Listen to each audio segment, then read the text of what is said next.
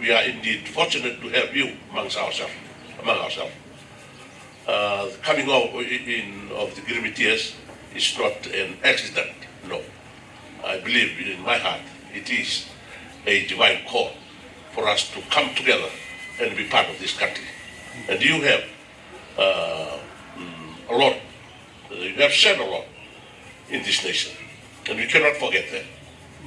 You have taken serious steps to develop this country, economically, and probably socially too, politically. And we understand that you are part of this country, and rest assured that we will live here together in the future. And all we can do together is to learn how to relate in friendship and love, so that we can build a better Fiji in the future. Sharing my colleagues in cabinet, it is the diaspora who are the driving the investments that we now see in this country. And it's something that we should be proud of. That here is our people who arrived in that manner from the home country, from the subcontinents, who braved the Kalapani to come to Fiji, and we know what they went through. And they have helped build this country. Some have gone abroad, and I asked them why Fiji, and they said, look, you can never take Fiji out of us. That's why we are back here to invest and help our country. So we need to celebrate this.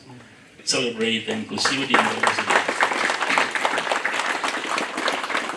The sum total of our Girmit experience is our equivalent of the iTaukei sense of Vanua. Girmit, we all accept, is a foundation of our identity. It is part of our history, but Girmit is what is us today. It is part of our very being. Girmit is not our assertion of our otherness. Girmit is our recognition of the hurt and pain of history.